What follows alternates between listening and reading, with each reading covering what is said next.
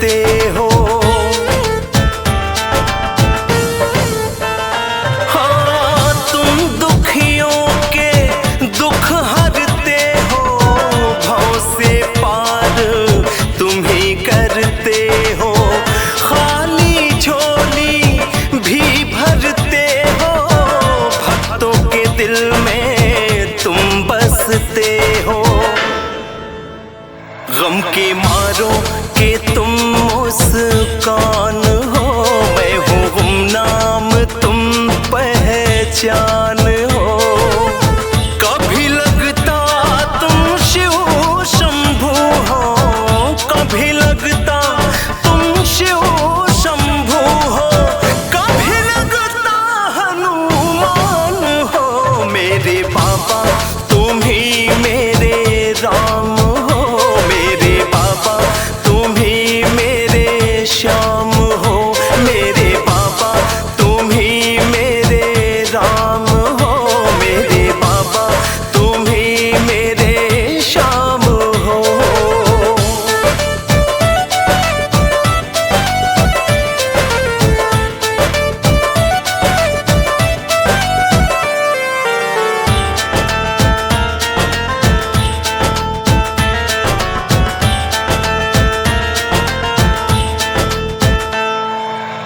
जिसने जिस रूप तुमको चाहा, वही रूप दर्शन देते हो। मेवा मिश्री ना कोई चढ़ावा, बस भक्तों के भाव चखते हो।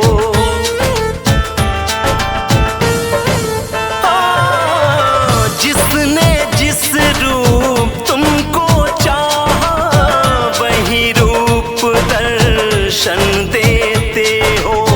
मेवा मिश्री ना कोई चढ़ावा, बस भक्तों के भाव चखते हो। मेरे जीवन के तुम सुबह शाम हो, मेरे बाबा तुम सुख और आराम हो।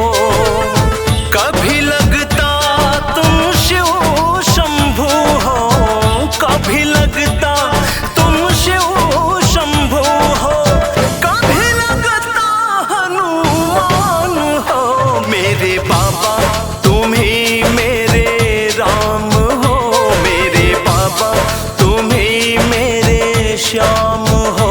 मेरे बाबा तुम ही मेरे राम हो, मेरे बाबा तुम ही मेरे श्याम हो।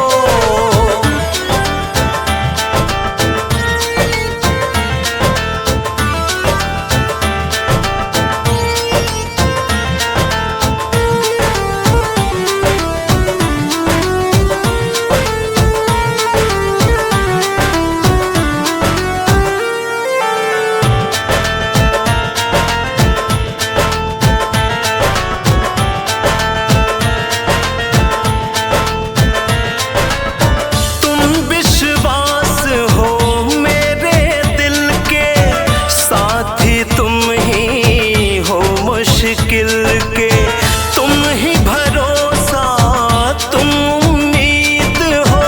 तुमको पालूं तुम मेरी जिद हो।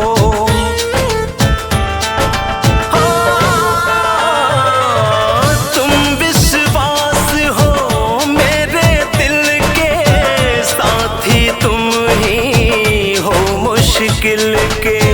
तुम ही भरोसा तुम उम्मीद हो, तुमको पालूं तुम मेरी जिद हो। मैं धारा पे और तुम आसमान हो, मैं हूँ कीचड़ तुम हीरा की खान हो। कभी लगता तुम शिव शंभु हो, कभी लगता तुम शिव शंभु हो, कभी लगता हनुमान हो। मेरे बाबा